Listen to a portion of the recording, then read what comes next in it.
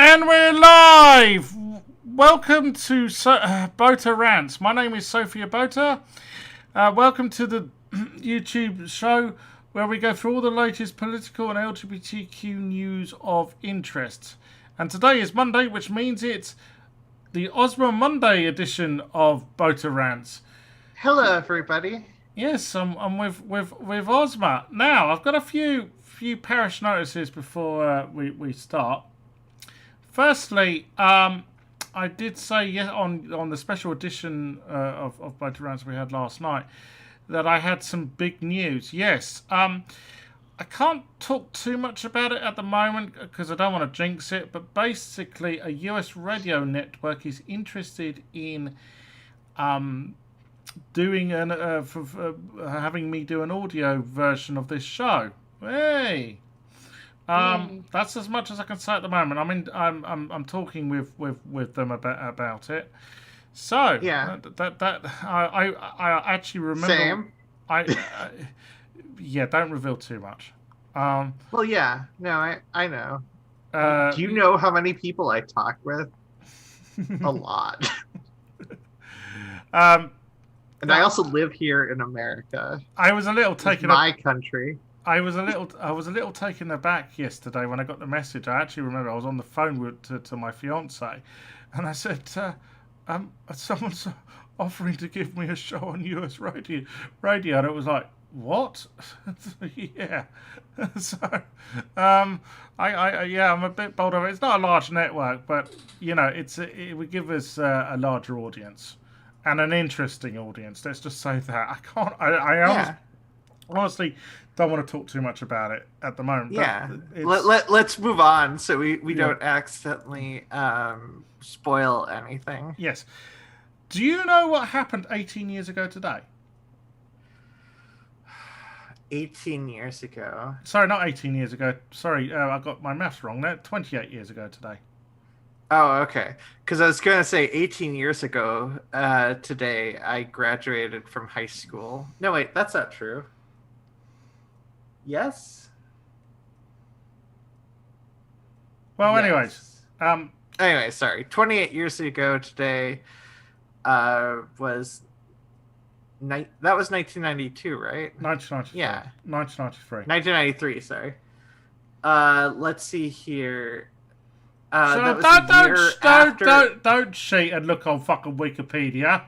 Well, no. I was going to mention something likely unrelated. I think that was when the Twins almost won the World Series. Shit, was 28 years ago. Was that the day Kirby Puckett got injured? It was, Was the that day. the year? It was the day the Branch Davidian compound in Waco went up in smoke. Oh, fuck. Yes. Yeah. Yeah. And of course, 2 years later, on the same date, Timothy McVeigh blew up that building in Oklahoma in retaliation. And no, I don't buy into conspiracy theories. Timothy McVeigh did it, and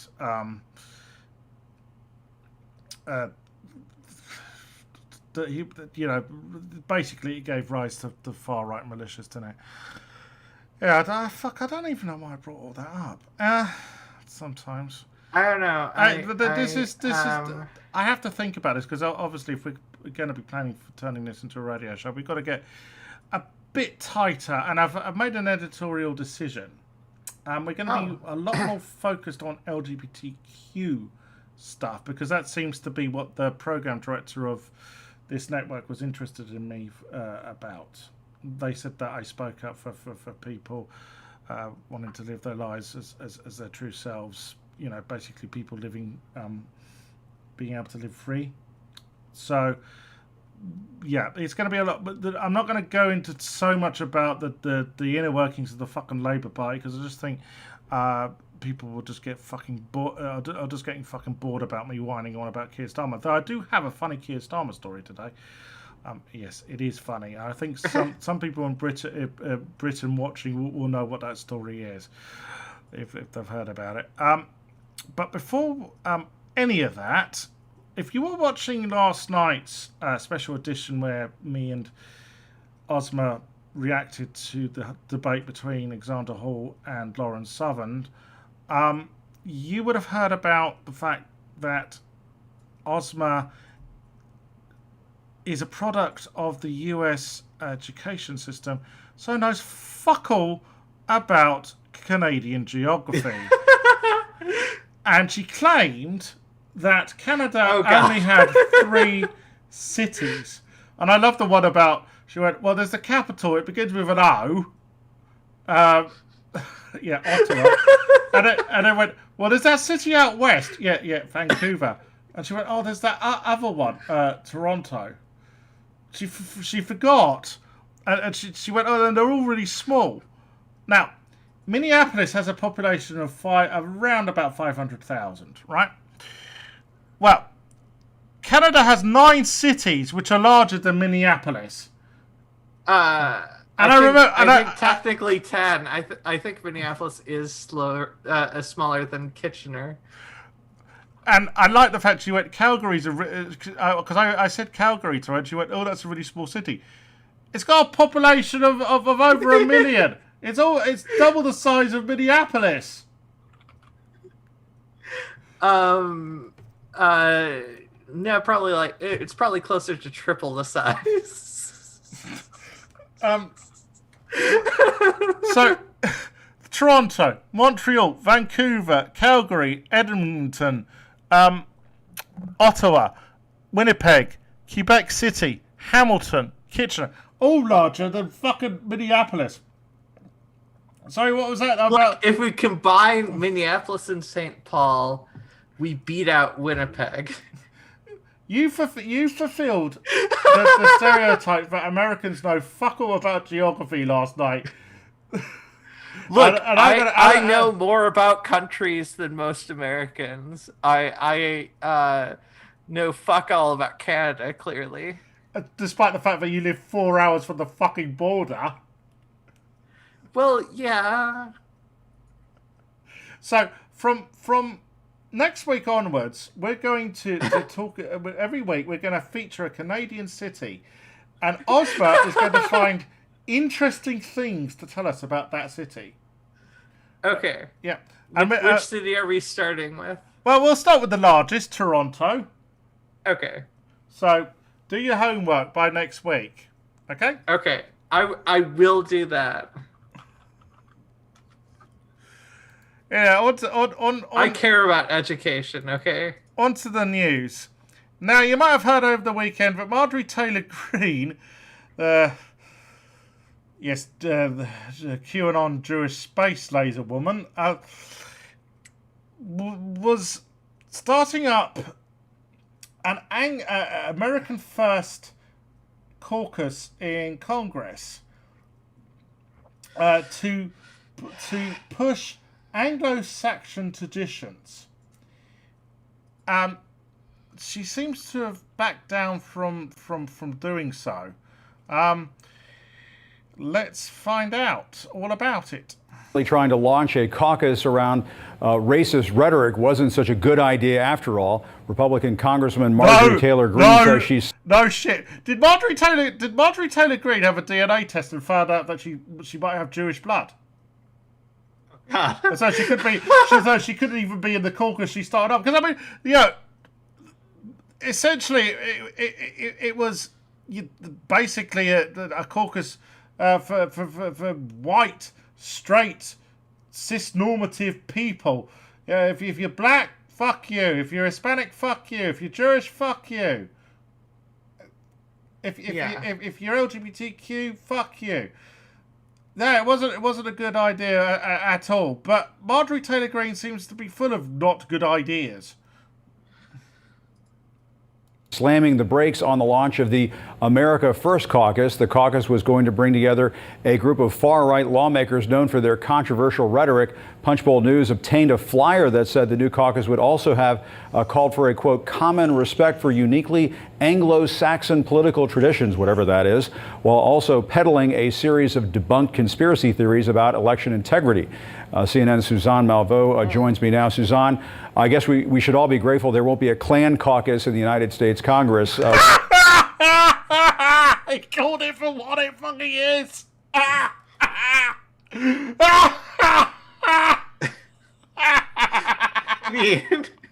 Sorry, Lauren Southern will probably be bitching now that CNN have been biased again.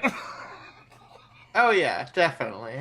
What was the last thing she said to Alexandra Hall? White rights. Yeah, she'd be all for this. All for Marjorie Taylor Greene setting up an America First caucus, despite the fact she's Canadian. I love it. It is. It's. This is the scary thing. These are Nazis. Yeah. Can anyone... Does that ring a bell to any people? This is the kind of language fucking Adolf Hitler used. Yeah. What can you tell us? Well, Jim, this language was so offensive and the concept behind it that normally Greene's own allies who CNN reached out to, who would normally come to her defense and join this caucus, were non-committal. It was kind of a wait-and-see approach. The only person who expressed any interest or enthusiasm around this was Representative Matt Gaetz. I wonder why! I wonder why.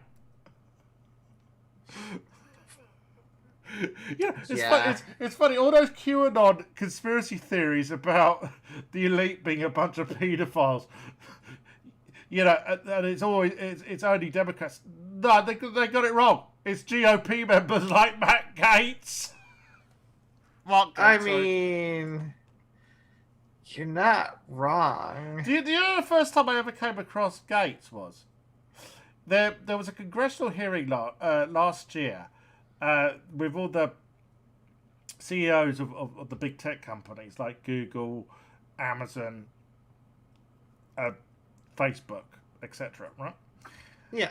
And Gaetz was complaining to the CEO of Google that the election emails he sends out end up in people's spam folders. That's because most people consider getting shit from the GOP to be in their emails from the GOP to be fucking spam, Gaetz. You fucking moron. Yeah, he's such an egotistical... and that's the nature of how the system is set up. If enough people mark something as spam, it gets reported as spam and gets automatically put in the spam folder. Well, if I got a email from the... I actually remember during the Brexit campaign, I did get shit from Vote Leave, and I just marked it as spam. So yeah. This is he's such a fucking egotistical prick. He's in his own bit of trouble with a federal investigation himself. Instead, what happened was that you had the Republican leadership, and not only the Republican leadership and moderate Republicans, but also Trump supporters who essentially slammed this and dismissed this outright. Trump supporters slamming it. Why does it make is the mask off? Is this just too blatant? No dog whistles. They're not going to be subtle anymore. Yeah. The criticism was furious, most notably from the House Minority Leader, Kevin McCarthy. He says in this, tweeting, that a Republican Party is the party of Lincoln, the party of more opportunity for all Americans, not nativist dog whistles. The number 3 Republican... I don't think Congress, because she is as anti-Semitic as they fucking come. We've been seeing it. I mean, she said... We have been seeing it for the last 2.5 fucking months. Yet pointing out our fucking anti-Semitism, starting with the fucking Jewish space lasers. I still need that pin. I mean, also, I mean, if us Jews are controlling the world in such a way, why is it that the Jewish space laser can only cause forest fires? What? Yeah, I know. It's well, it's pretty sad, honestly, and it doesn't really stand a chance against the United States space-related military technology. To confront and reject such malicious hate. Representative Adam Kinzinger, who, of course, an outspoken Republican critic at times, says that he had hoped to take a long weekend away from the crazy. Then he sees this. He called it completely disgusting, Jim, also saying that anybody who signs up for this caucus should be removed from their committee assignments. And so how did they respond? Well, Marjorie Taylor Greene's already had that done to her. But they didn't vote her out of Congress, which they fucking need to do.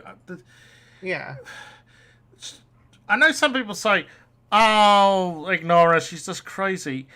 The thing is, she got elected to Congress, so did Lauren Bobbitt. There are others. There are QAnon dipshits planning on running for Congress next year. And they might very well get elected because there are people who really do buy into this bullshit. And the QAnon conspiracy theory itself, can I point out, is anti-Semitic. It is based on age-old anti-Semitism. Yeah. About blood libel. Yeah. Here, well, it was interesting. There was a lot of enthusiasm around her office, Greene's office, yesterday from her spokesman about this launch. Some dismay that it had been leaked. Today, a statement from the spokesman saying something very different. The congresswoman wants to make clear she's not launching anything. This was an early planning proposal and nothing was agreed to or approved. Greene herself tweeted, and it seems as if she's pushing this on the media as well as her staffers, saying they released a staff-level draft proposal from an outside group that I hadn't read. And so there you have it. Greene saying she'll release something about America First, but we're not really sure, Jim, what it will be or who's actually... Oh, she's now blaming her congressional staff. Why can't these fuckers ever take some fucking self-responsibility? I thought the GOP are all about self-fucking responsibility. Yet anytime they are held to account for their bullshit, they want to blame everyone else. Yep. That's not the only thing she's been up to. I mean, this I think is more about the fact that she hadn't been in the news for a week or maybe 2. She needed some media attention. Because I do think she's a bit like that. She's essentially a media whore. Yeah. So people have been mocking her for this, rightfully so. I mean, what the fuck does Anglo-Saxon tradition mean? Can I just realistic. point some history out here? Anglo-Saxon Britain ended when the fucking Normans invaded in 1066. Yep. So, far-right Republican members of the U.S. House of Representatives are trying to start a new... this is a little out of date, but there's some tweets down below we'll read, mocking them. Start a new America First Congress that will follow in President Trump's footsteps. No shit. And, being fascist and Nazi. And potentially step on the toes and sacrifice sacred cows for the good of the American nation, and will include members who stand for uniquely Anglo-Saxon political traditions, whatever the fuck that is. Caucus... that's always such a weird thing to me. Like, United States is like a melting pot of different ideas, and that was kind of the point. Right. The caucus was first reported by Punchbowl News, believed to be the brainchild of Republican Marjorie Taylor Greene. Marjorie Taylor Greene has a brain. And yeah, I realize it's difficult to ascertain. Well, I mean, you need like a high-powered microscope to find it. Paul Gossier, Republican from Arizona, and now Republican Matt Gaetz. Yeah, he would be involved in this, wouldn't he? Matt Gaetz, a Republican from Florida, currently facing sex trafficking allegations, has confirmed he will seek membership in the caucus. No shit. Recent membership-based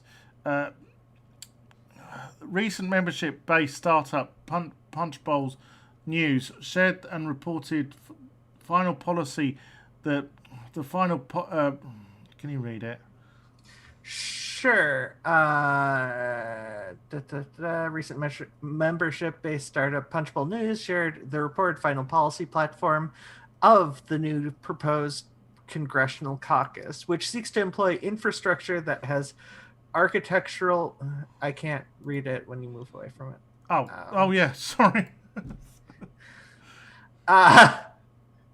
Choose what you want. No, that has architectural, engineering, and aesthetic value that befits the progeny of European architecture, which had influence from different countries outside of Europe. But that's beside the point. It also seeks to end giving tax dollars teaching gender studies in Pakistan, and push for bold diplomatic endeavors that must be undertaken with countries such as Russia and North Korea. Here's an important point about sponsoring teaching in Pakistan. If you can teach liberal values in Pakistan, right, which has been a hotbed for Islamic terrorism, right? Yeah. The eventual consequence could be less Islamic terrorism. Yeah. Just saying. Go on. Representative Louis Gomart, Republican from Texas, was reported as considering membership in the caucus, but claimed it was his understanding that the group is, quote unquote, not supposed to be about race at all, and that he, quote unquote, will go back and look at the caucus policies. Representative Barry Moore, Republican from Arkansas, is also a recipient of an invitation to the caucus. Anglo-Saxon generally refers to Germanic descending people that inhabited and ruled the present territories of England. Hold on. That Republican from Texas, Louis Gohmert, saying that he didn't think it was about race. I think when some people start banging on about fucking Anglo-Saxon traditions, it's definitely about fucking race. That is certainly a Nazi fucking dog whistle. And in fact, it's not a Nazi dog whistle, it's a fucking bullhorn. Yeah, definitely.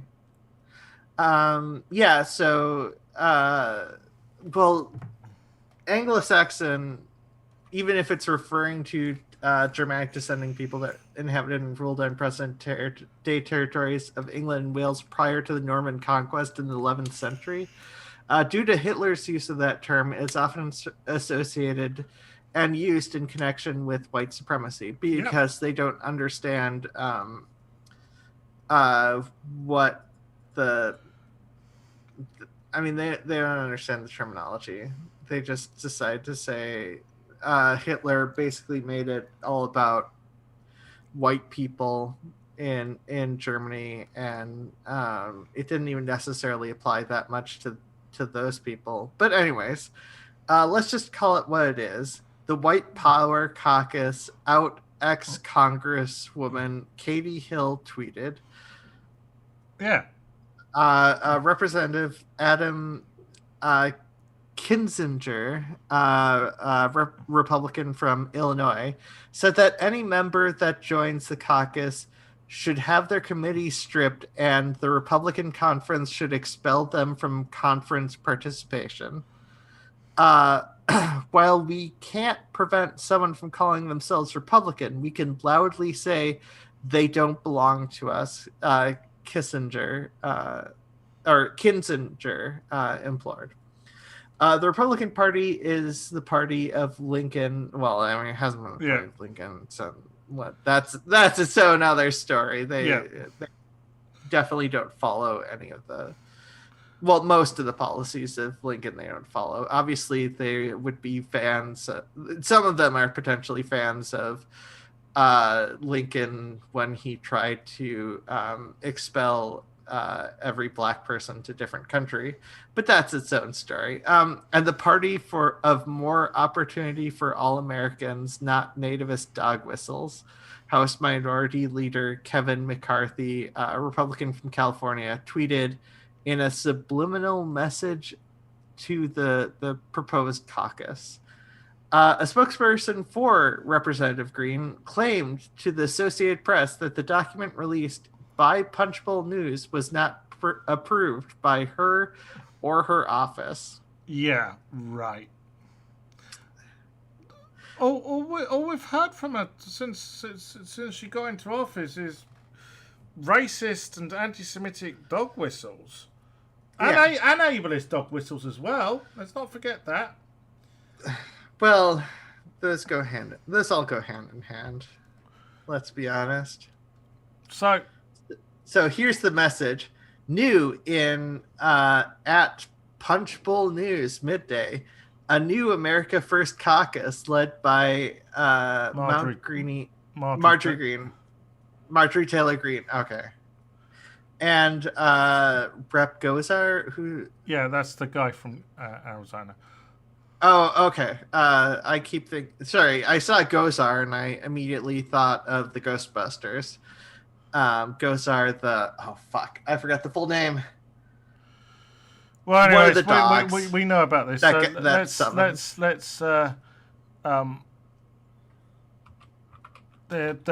Eric says...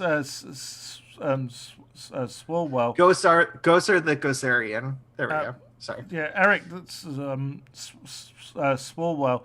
As a congressman of Anglo-Saxon heritage, let me be the first to decline to join the white nationalism caucus. Well, calling it for what it is.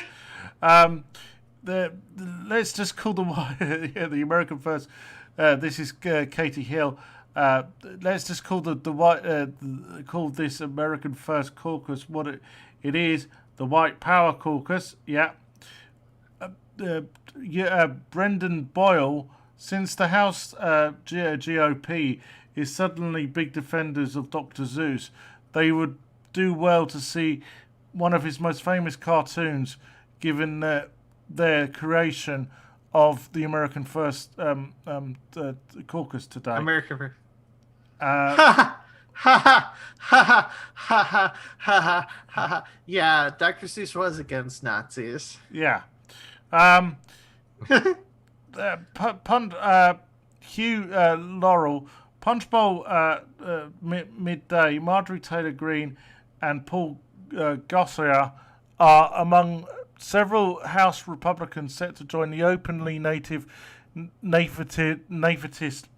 America First caucus calling for respect for Anglo-Saxon political traditions. That's not trolling. What the fuck? What the That's fuck not- are the Anglo-Saxon political traditions? What the fuck is that supposed to mean? I mean, outside of like fascist and rulers to bow down to and strip people of their freedoms, like I'm not quite sure what traditions they're speaking of. Democracy hasn't been implemented that widely until like the past couple hundred years. Like, yeah. So basically, this has been met with it's had a. It's been there's been a lot of tweets criticizing it. Yeah, basically, it's been met with the backlash it fucking deserves. Yeah, But Marjorie Taylor Greene this isn't the only thing she's been up to. wait, she's found the Jewish space laser? Not that I know of. Republican Marjorie Taylor Greene has latest publicity stunt is claiming that she will file a resolution to expel Republican Maxine. No, representative. Rep is short for representative. So representative. Yeah, I Maxine did say Waters. I did say representative. You said Republican. Oh, did I? Well, that was Yeah. a slip of the tongue. I apologize to Maxine. Yeah, Waters for because she's a Democrat from California. Yeah. Um, It has no chance of succeeding. Yeah, this is just another attention-seeking stunt by her. Like when she filed articles of impeachment the day on Joe Biden, the day he was inaugurated. Do you remember that? yeah. Yeah. Yeah, no, I definitely remember that. It's hard to forget. It was like, well, it was February of this year, like a couple weeks after the riots, Yeah. or less, maybe just a week after. It wasn't long. While Greene, a QAnon believer with a long history of espousing outlandish conspiracy theories and making blatant untrue statements, currently serving her first term, and let's hope her only term. Walters is a long-time member of Congress and a civil rights champion. Yeah, Marjorie not going to like her, is she? I mean, an empowered black woman. I mean, pretty fucking obvious with her Anglo-Saxon traditions. What Marjorie Taylor Greene's all about, white supremacy. In a statement released on Sunday, Greene said that she will be introducing a resolution to expel.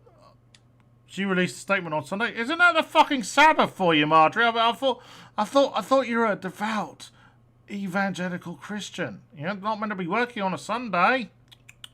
Well, no, it's more about church services on Sunday. It's not the same with Christianity.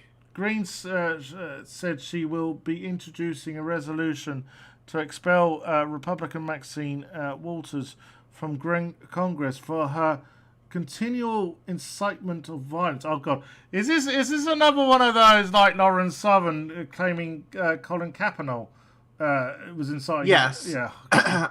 Yes, this is the same. Yeah.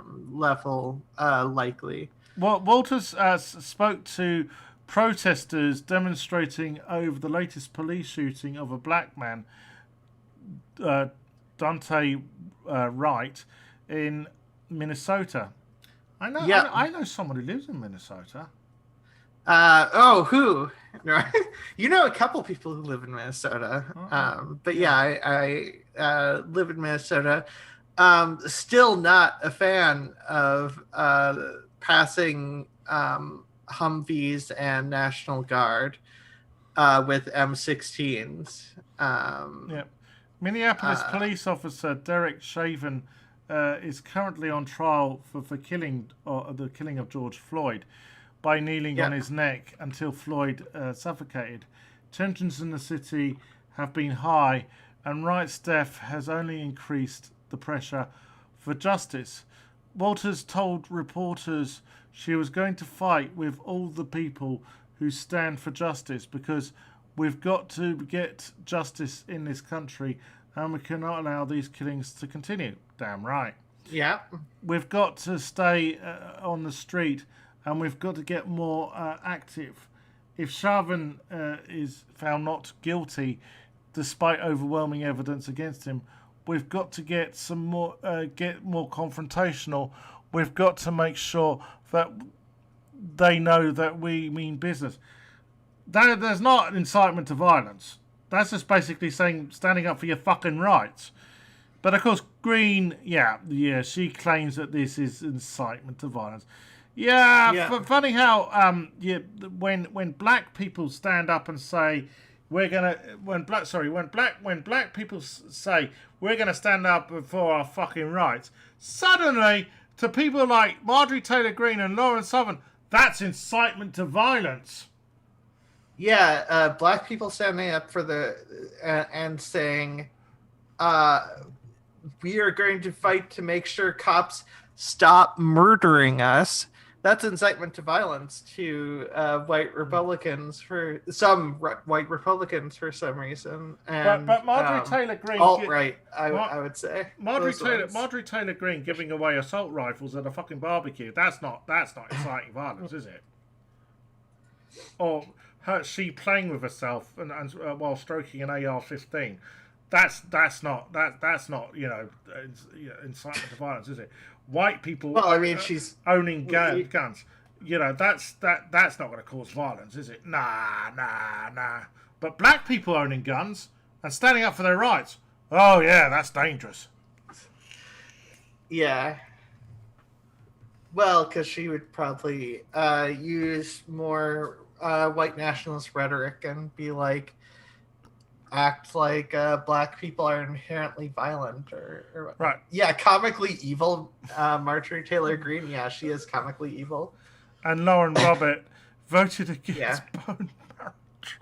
Oh, for fuck's sake. Well, you see, no, hear me out.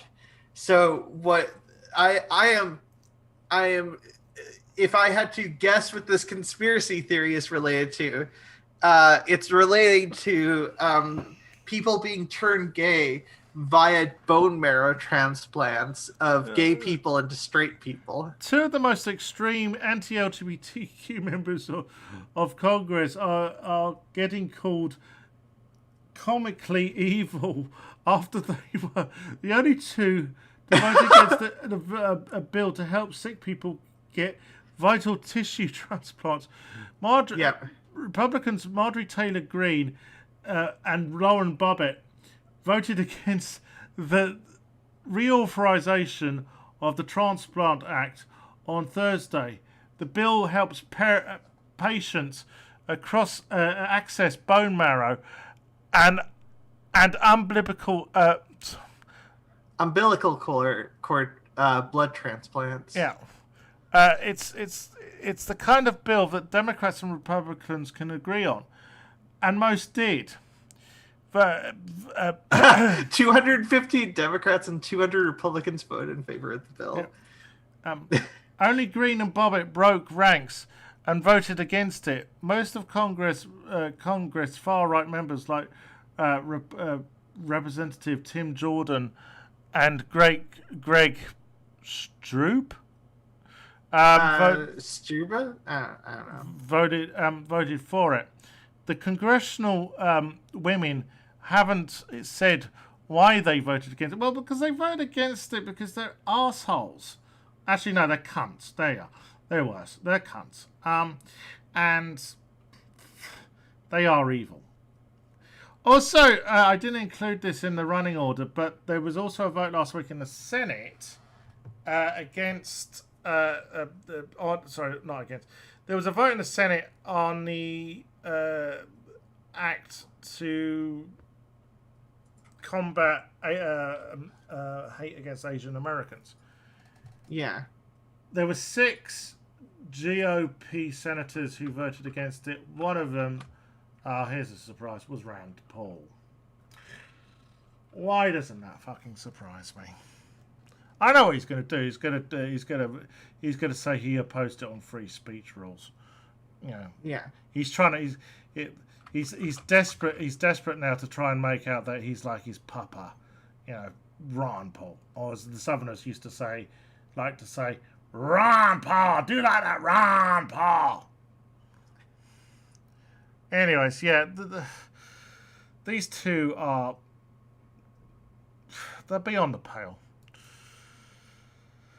So, I have covered some of this before, but just to bring you to remind you, Capitol Police have the best case against Trump for the insurrection. A no-frills lawsuit filed by 2 Capitol Police officers holds the greatest promise of making Trump pay for directing the violent mob and that stormed Congress on Jan 6th. As I said, I have covered this before, but I think we just should remind people that this civil case, the weight of evidence, you know about this a little bit more about this than I do. Yeah. So and a lot of it, admittedly, was from watching Legal Eagle, because he's a lawyer, and I respect the opinions of people who know fuckloads more than me. But he did a big breakdown. You're not a Karen then. Yeah, that's true. But yeah, he did a breakdown of like why it would likely not succeed in like a criminal case. But like civil cases don't go by the same rules as criminal case. Yeah. So, yeah, I do think with this probably it's a bit like there are a number of occasions when I would say that Alex Jones has basically encouraged or tried to incite violence, right? Yeah. And there have been complaints, but obviously the weight of proof in a criminal case is far higher than it is in a civil case. Yeah, and Trump was ambiguous enough. Yeah, and I always said the way to hurt people like Alex Jones and other far-right grifters is hit them in the pocket. This is why I hope the defamation suit against Jones succeeds. Because if the Sandy Hook families win, he's not going to have a pot to piss in as a consequence. Unless, of course, he does a fiddle putting everything in his partner's name, as Tommy Robinson is doing over here. Yeah, hit them in the pocket. That's where it fucking hurts. Now, sure, do some of these people deserve to be behind bars? Yes, they do. But sometimes you can't. You have to have a high standard when it's a high level of proof for criminal cases because the consequences, you're taking away someone's liberty. Okay. Yeah. So I do agree with the burden of proof has to be fucking high in criminal cases. But I would imagine both you and I both support normally we sit here and say all cops are bastards, right? But generally what we're talking about, don't take everything absolutely, okay? We know there are good cops. There was that cop at the Capitol riots who led the rioters when they stormed the Capitol building away from the Senate, remember? Yeah, the Capitol Police are effectively more extremely armed. Well, what I'm saying is not all cops security. Not all cops are bastards. It's just that there are many who are. Okay, and that cop who led the rioters away from the Senate floor, basically when they were still on the Senate, when senators were still on the Senate floor, he got the Medal of Valor deservedly so. Okay? Yeah, well, I mean, with a lot of this stuff, the problem is that oftentimes good police officers face consequences for speaking out against bad police officers. Yeah. And that makes it difficult for you to get any positive change done in a police precinct. So I do think that there is an endemic problem with policing in America. That's the issue. Yeah, but it seems to me that the cops, when it came to the Capitol riots, the cops were trying to do their fucking job. And let us remember that people like Trump and other people in authority were actually hampering the authorities to deal with this properly. Yep. Right? Let's remember. I know some people say, you're being hypocritical because you don't like the Capitol riots because they're far right. Let me tell you something. It would never happen because let me tell you something.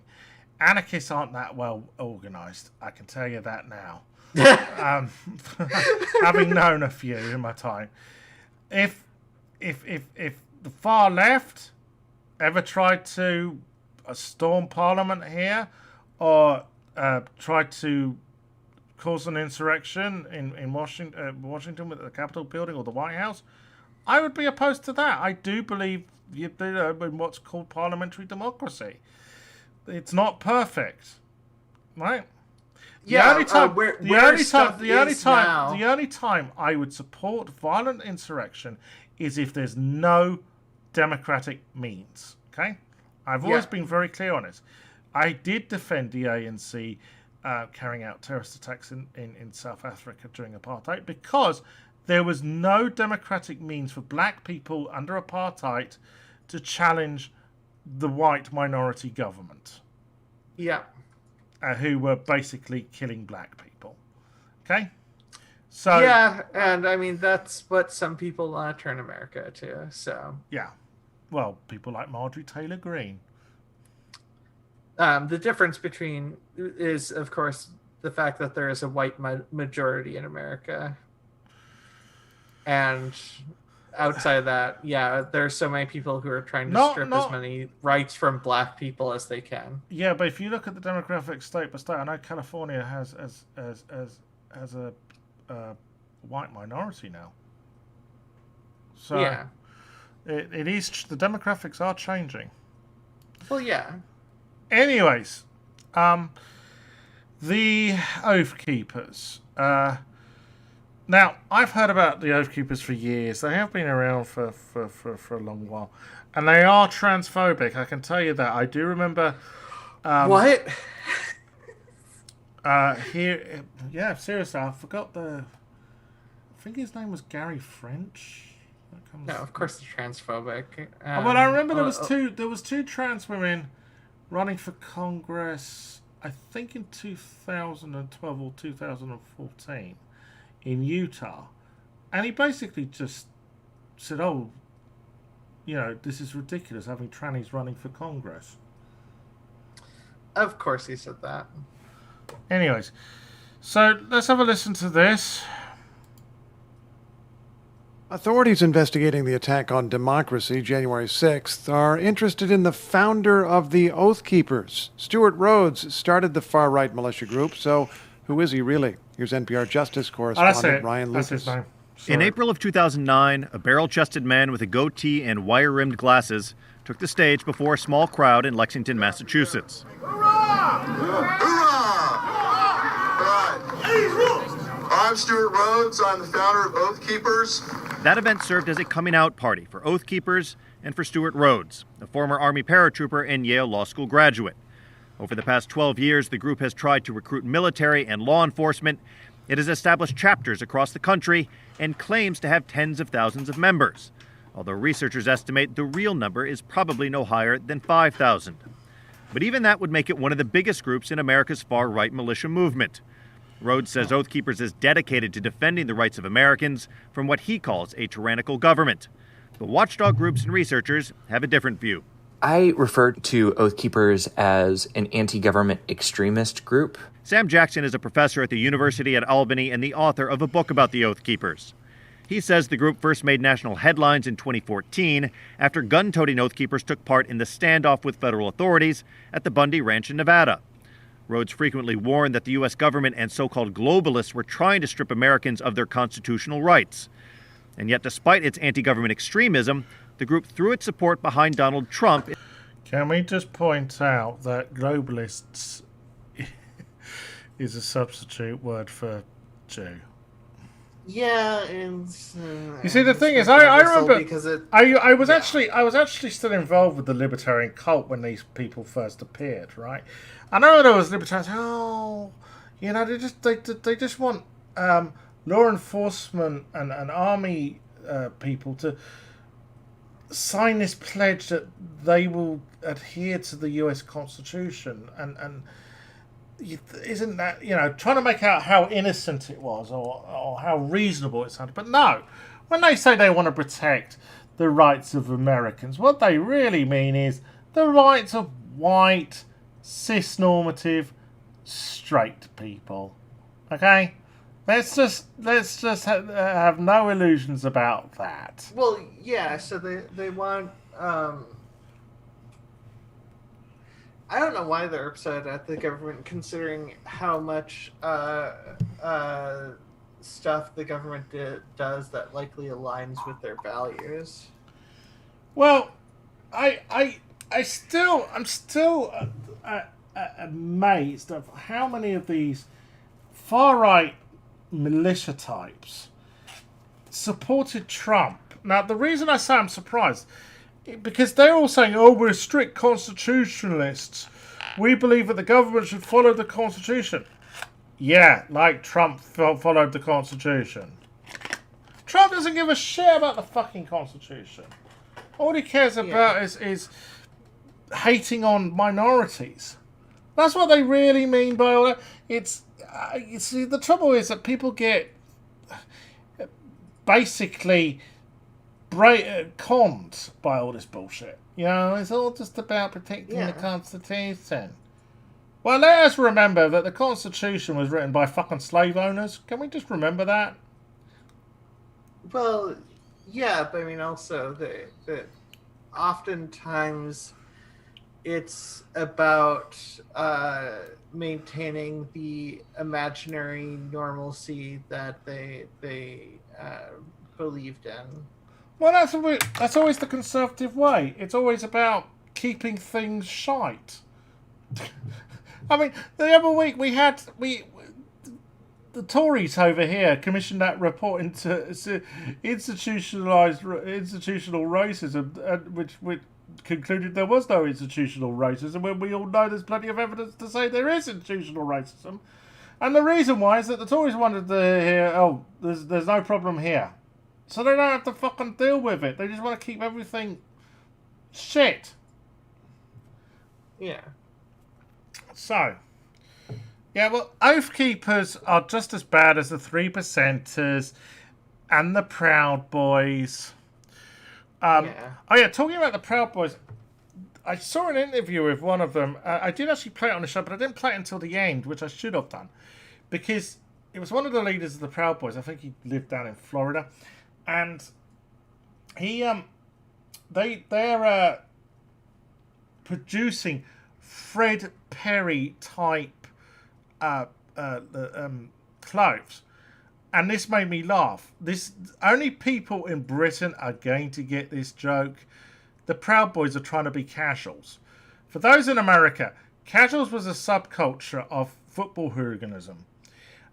Basically, they were football hooligans who dressed up in expensive designer leisure wear, like Fred Perry, and went to football matches to basically fight each other. Okay. And I just laughed. And there's a filmmaker called Nick Glove, and he seems to always want to make films about football hooligans. I mean, he's made two, which I know of, The Football Factory, and he remade The Firm, which first of all was a TV movie. And I just thought, well, Nick Love will be over there in a shot if you wear your Fred Perry and want to be a casual, because he seems to only want to make. I mean, I'd love to be a fly on the when Nick Love pitches a film to a movie executive. So, Nick, what do you want to make a film about? Well, blokes beating up other blokes. Oh, like your last film, right? Here's £500,000. Go make it. The thing is, there are people who lap this shit up, and I don't get it. Even though right now I'm pretty pissed off that Celtic lost yesterday against Rangers. But that's a subject for another day. Anyways, so I've hinted about this in our preamble. Well, first of all, watch this. And then there's another video we need to watch.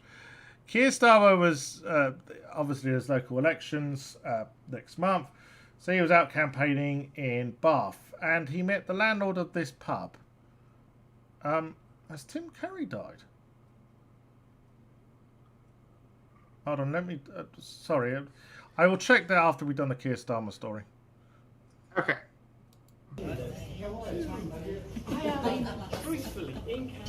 Oh, by the way, the sound ain't amazing. Can you hear it? Yeah. Okay. Or I can. Yes. Do you know what the average age of death with COVID is? According to official national statistics, it's 82 years and 3 months. The average age of death normally, 81 years. Do you understand that we have fucked our economy because old people are dying? Do you see this graph? The last time we had this much death was 2008. Okay, the guy's missing the point somewhat. That statistic might be true, but that's not the statistic to look at. It's the number of infections. Yes, most people recover, but it's the impact on the healthcare system, which is what people feared, because this thing was very. No, it. Go on. Oh, sorry. By the way, it's just his birthday. All right. Okay. Whew. Every time we see a celebrity, trending, and obviously Tim Curry, of course, the star of the Rocky Horror Picture Show, which I'm not a fan of, believe it or not. Subject for another day.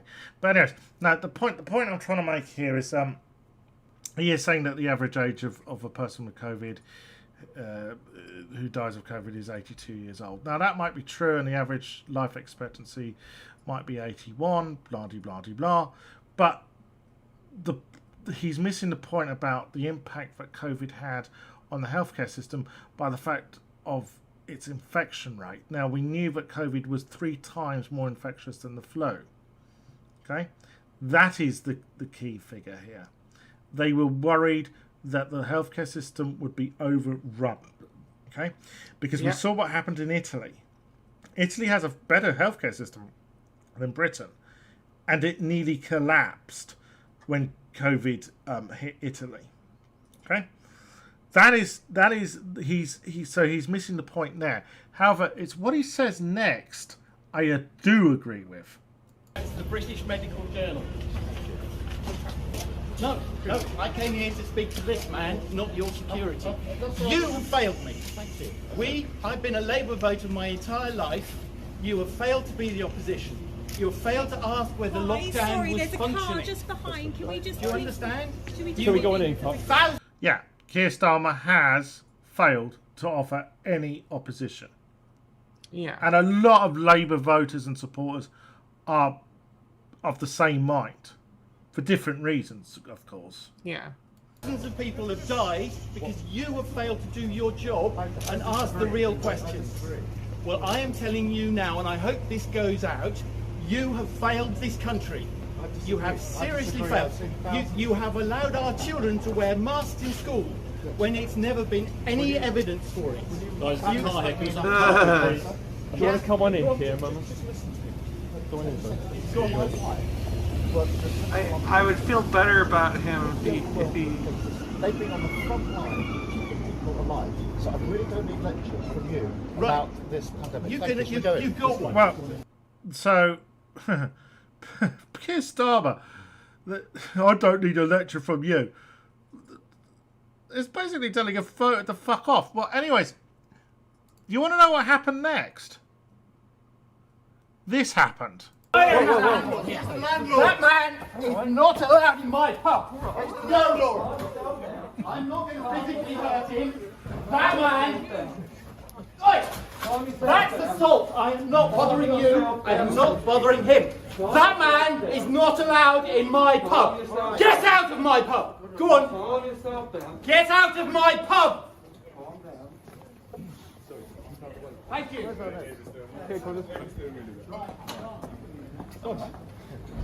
Bring David Cameron back, guys. So essentially, one of Keir Starmer's heavies, one of his bodyguards, assaulted the landlord, who didn't want Keir Starmer in his pub. Yeah. This is what Keir Starmer had to say about it. And from what I could understand, he profoundly didn't believe that we should have had a lockdown. He didn't believe there should be restrictions, and he queried to some extent, I think, whether there's a pandemic at all. Now, obviously, he's entitled to that view. Oh, that's a nice little gaslighting there. Well, no, he was saying some stuff about the lockdown. No, but I don't know if he. No, it's not. Yeah, he disagreed with the lockdown, but he didn't. He's saying Keir Starmer is just. I don't know if you heard what he said, but he said, I think he. Well, let me play it back to you. Listen to what he says about the actual pandemic. He profoundly didn't believe that we should have had a lockdown. He didn't believe there should be restrictions, and he queried to some extent, I think, whether there's a pandemic at all. He queried whether there's a pandemic. In other words, what? Well, there's a whole thing about having a problem with children wearing masks, despite there being no evidence. Yeah, but one of the things that he said. Yeah, look, I'm not. The COVID rate amongst children is quite low, but but I mean, it still kills disabled children. Yeah, I know that. But what I'm saying is that Starmer is implying that this guy thinks the whole thing's a hoax. Now, maybe he does. I don't know. But I can see how one might come to that conclusion. But Starmer basically is trying to undermine this guy's opinion. Right? This guy's a voter. Okay? Yeah. That's what I'm saying. That's, that could be used. Yeah, I mean that's a problem. Obviously I assume he's going to completely ignore the whole part where the guy yelled at him for not providing any opposition to the Tories. Yeah. Now, obviously, he's entitled to that view. I'm afraid I profoundly disagree. I think most people across the country would profoundly disagree. I think the vast majority of people here in Bath and elsewhere recognise that the lockdown was necessary, that restrictions are necessary, that we need to come slowly. Just want to say, Bath is a lovely place in the world. I love the West Country. I love the way down there in Bath. Places like Cornwall, Devon, Dorset. I love those places. They're lovely. It's one of my favourite places in this country. And carefully out of them so we never go back into a lockdown. But he took the opposite view, which is that we shouldn't have restrictions. I profoundly disagree. Although it was an extreme case for it, but a lot of people believe that the restrictions are too harsh and the lockdown shouldn't have been as long and as severe as it was. And he himself said that he was a lifelong Labour voter. So what would you say to people who have his similar feelings but maybe don't show them as much? Nobody on one level wants a lockdown, but it was necessary to get. Yeah, I think most people were were supportive of the lockdown last year when the COVID rate was exponential. Okay, it was going up, and I think most people understood. Okay, and I certainly think that in November there was still a decent amount of support, and even I, who is no COVID idiot, who is no Karen, has been questioning this lockdown, the third lockdown. The main reason being that the COVID rate is going down, and basically the police, who have been given extra powers, are using those powers in a very an authoritarian way to basically eliminate the right to protest. And that's worrying for democracy. Now, I gotta be right back real quick.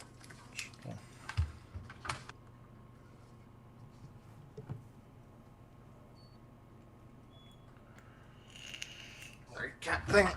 Alright. Get the virus back under control, and just after Christmas we had the situation where our hospitals were nearly overwhelmed, where we had up to 1,000, sometimes over 1,000 people dying a day. The idea that we should do nothing about it, we shouldn't have a lockdown or restrictions, I just think is profoundly wrong. My wife works in the NHS, and I'm afraid I take a profoundly different view to the gentleman who came up to me and told me that he doesn't believe in lockdowns, doesn't believe in restrictions. I'm afraid I disagree with him. Look, I mean, I kind of agree to see what Keir Starmer is saying, and as I said, generally I have agreed with the lockdowns, but the last one I've worried about the police acting in an authoritarian way and using the extra powers given to them in policing the lockdown to basically suppress the right to protest, even when people are protesting in a safe manner. In other words, wearing masks and social distancing. So the thing is, this adds up to another fuck up for Keir Starmer. It's another cringe moment, and there's been too many of these. Okay, and this is going to be on the news tonight.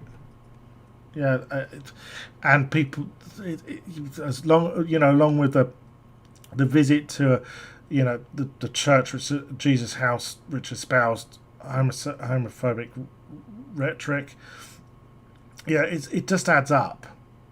Yeah. Yeah, I'm just saying he is an utter fucking calamity, and he needs to go, and he needs to go for the sake of LGBTQ people, because it's pretty obvious that the Tories don't give a shit about the LGBTQ issues, and we need a party with, we need one of the two major parties to do so, and it falls upon Labour to do so, because supposedly they are the party of social justice and equality, and have long been seen by LGBTQ people to speak up for LGBTQ people. So, Yep. But Starmer has failed in that. Yep. All right. So Chris Williamson, of course, used to be a Labour MP. He he was expelled. Basically, he said that. Basically, he was accused of saying that Labour should not be so.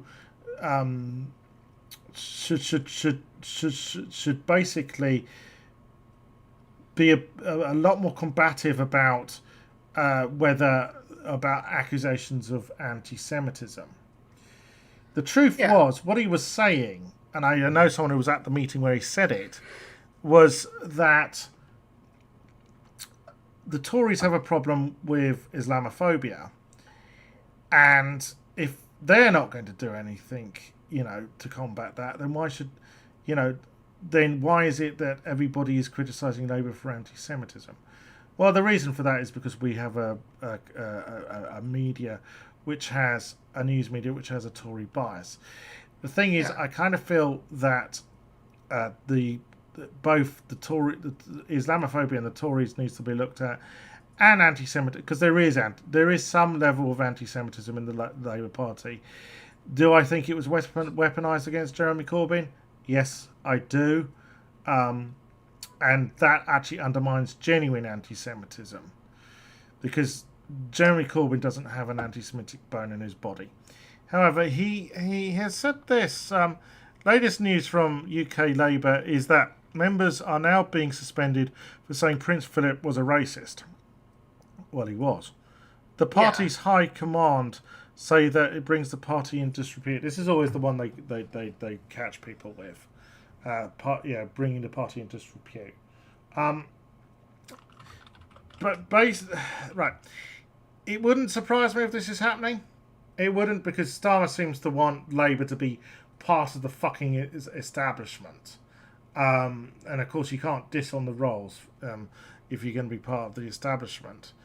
But well, I mean, presumably he wants Labour to change one letter every year until they reach the final and ending party name, Tories. Yeah. And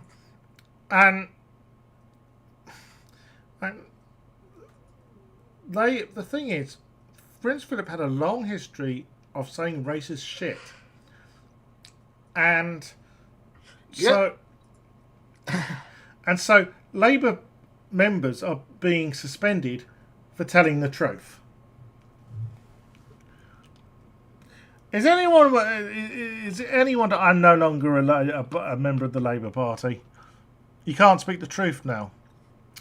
So on Saturday there was the Kill the Bill. There was a Kill the Bill rally in London. What the fuck does this have to do with the video I want to show? It has a lot to do with it. It's a commercial. All right. All right, hold on. Let me refresh. Let me refresh the page. Yeah, there's the video. So, and this is what they were chanting. Wait, I can't hear him. I can't hear him. Stop the racism! Stop the royals! Stop the colonialism!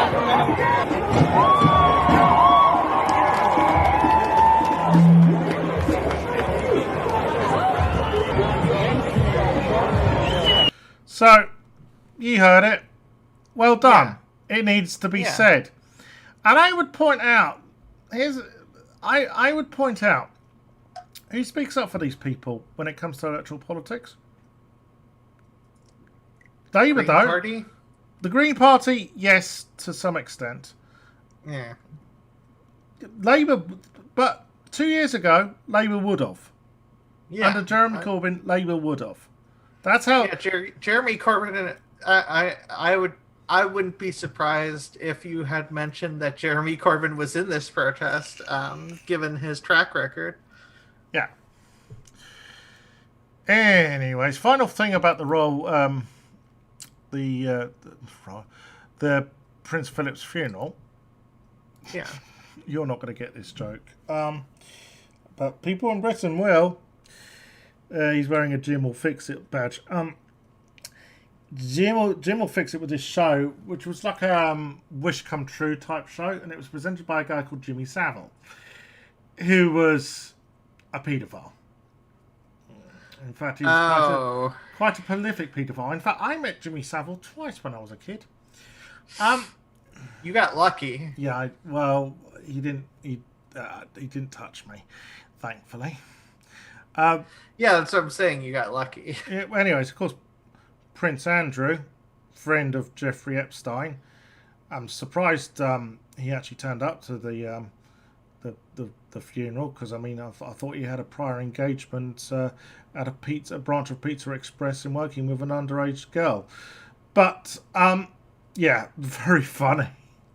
With all his medals, the Jimmy Fix It badge. I did think that was funny. What the fuck is up with all those medals?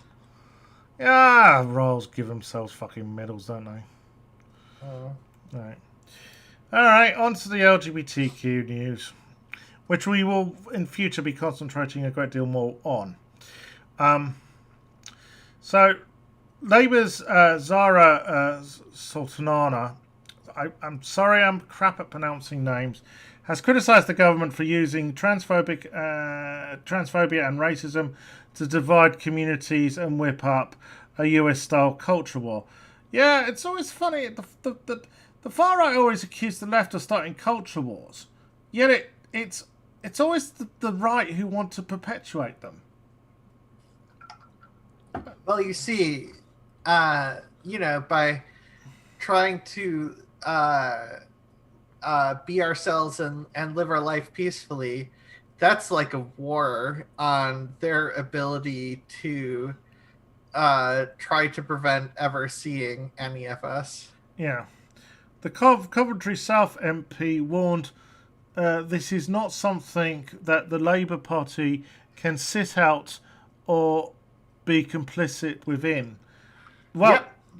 Keir Starmer seems quite prepared to be complicit about it,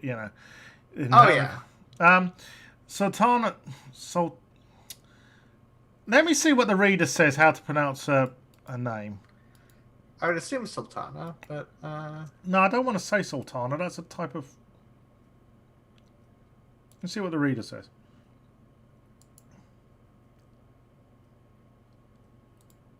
Sultana. I don't understand the issue. Sultana, what issue? Oh, you said you didn't want to pronounce it Sultana. Sultana's a type of fucking raisin. I didn't know whether that was the way to pronounce her name. Because if I got it wrong... Oh, it's because the way they named the raisins, probably. The thing is, if I say Sultana and it's not pronounced Sultana, right? Yeah. Then I'm going to be accused of racism, aren't I? You know what people are like. Yeah, I suppose. Sultana's comments come after Tory Equalities Minister Liz Truss announced in December that ministers would be moving the UK equalities agenda away from fashionable issues of race, sexuality and gender. Oh, I'm sorry. I didn't realise my gender identity was fashionable. Look, hey. Oh, you can always take that as a compliment. You're very fashionable, clearly. Well, I'm trans just because it's the latest fashion trend. Fuck off. This is turf speak. Yeah. This is the whole gender trender bullshit. Yeah. And in the wake of fierce criticism of the government's recent race report, which Sultana agreed ministers of using to deny that the UK is institutionally racist. Sorry. Yeah, that as I mentioned this earlier, the left-wing MP also said that the Tory vows of action on gender-based violence in the wake of the Sarah Everard death and police violence at her vigil amount to nothing more than spin and empty promises. Sultana, 27, warns the Conservative government is using inflammatory rhetoric against minorities to divide communities, reminiscent of the recent US political discourse in a bid to keep control.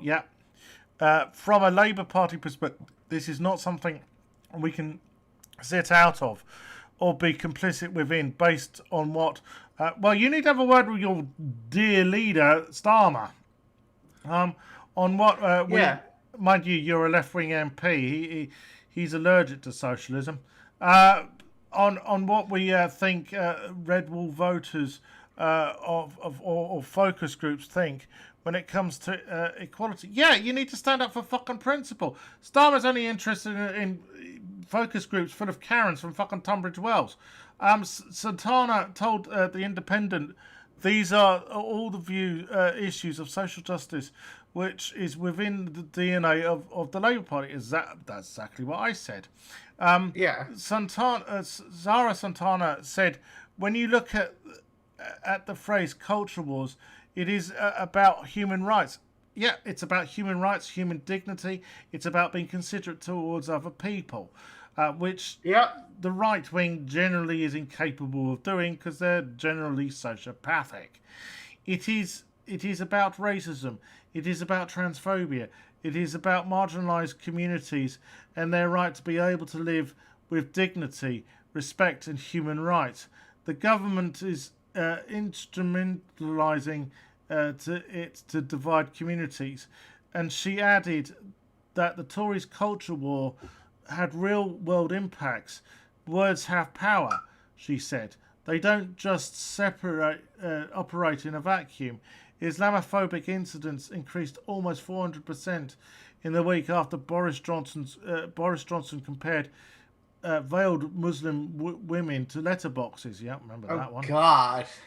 Oh, that's not just it. He also said that gay men were bum boys who wear tank tops. That was another one of his bigoted quips. Oh, God. Santana has spoken out against trust and her equalities priorities before, asking Tory Equalities Chief for answers on trans healthcare and her plans for reforming the process of legal gender recognition in the UK in June 2020. Keir Starmer should have this woman, this MP, as the shadow equalities minister to challenge Liz Truss. She seems to be speaking the right kind of language. When it comes to sticking up for LGBT. So I assume she'll be fired from the Labour Party. Yeah, she most likely will get the whip taken away from her for being a socialist, as Jeremy Corbyn did. Right, so Nicola Sturgeon, First Minister of Scotland, gives Boris Johnson conversion therapy ultimatum. Ban it or I will. Yeah, to explain to people, Scotland obviously has its own parliament, so it can do so in It can ban conversion therapy in Scotland. They've already, for instance, trans healthcare is a lot better in Scotland, the way they've organised it. It's not perfect. I'm not saying it's a panacea, but it's better than it is the way it's organised down here. Okay. Now, so I would imagine if Boris Johnson doesn't, Nicola Sturgeon will. Scottish First Minister Nicola Sturgeon has pledged that if Boris Johnson doesn't take serious action on banning LGBT plus conversion therapy, the SNP will outlaw the discriminatory and harmful practice itself. Good. That's good to hear. Obviously, I would imagine Alex Salmond with his Alba Party will oppose it because they don't seem to be at all pro-LGBTQ from what Salmond and other Alba Party candidates have been saying. Hello, HK. Sorry, I haven't been checking the chat enough. Thank you. Thank you for your donation last night. And thank you for tuning in. Don't need to always send me a donation, but it's gratefully appreciated. Thank you. I went and got my nails done today. You laugh, but that's what kind of things girls do. Yeah. See, this is why I'm girl flex, because so I don't have to get the nails done all the time. Right. So DUP leader Arlene Foster gets distressed when she is called homophobic. Sorry, insists she's got gay friends. Yeah, and the local.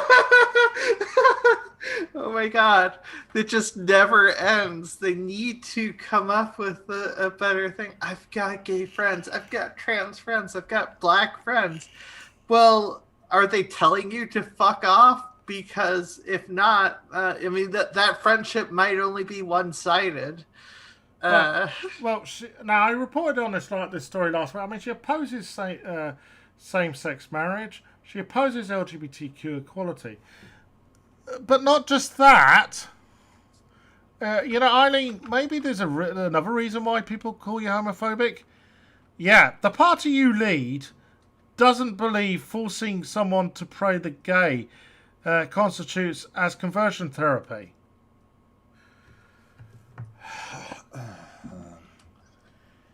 I'm going to hit my head repeatedly against this desk. I can't believe that they can't get it. Pray the gay away doesn't fucking work because you can't change whether someone is gay or trans.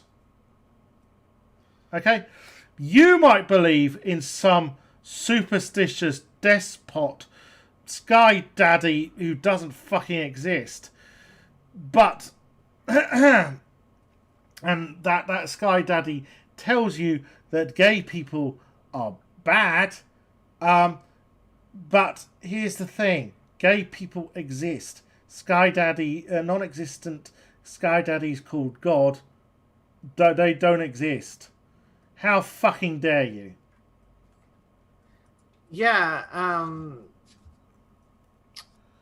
with the sort of comments you make, I'd be surprised if she was okay with integrated marriage.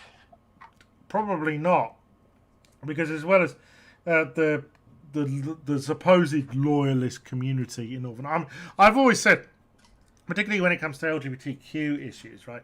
The DUP consider themselves to be British, not Irish, right? I said, okay, you consider yourself to be British, well then, obey British laws when it comes to LGBTQ equality.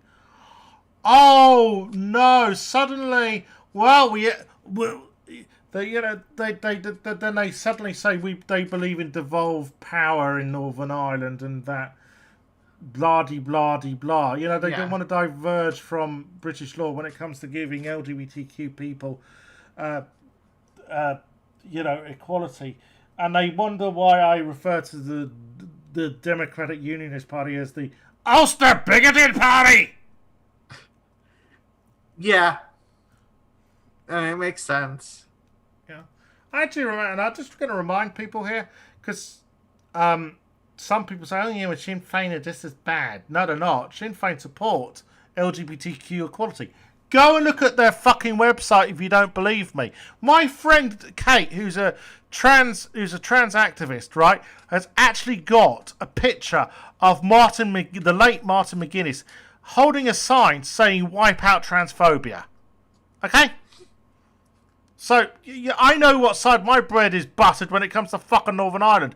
Yeah, I know some people, you're biased because you support Celtic. Yeah, I am biased because I support Celtic. I'll tell you, you don't see Celtic supporters doing fucking Nazi salutes. No, you do see Rangers fucking the proddy cunts, doing that. Ooh. Yeah, that's bad. Yeah. And, yeah, fuck Rangers even if we lost to them yesterday. Right. Yeah, because all you need to start the day is an LGBTQ themed breakfast cereal. Yeah. When I told my fiance about this, she thought it was an April Fool, a belated April Fool's. Kellogg's is launching an LGBT themed cereal, so you can start your day with Maximum Gay. As part of waking up is all the gay in your cup. I fucked that up.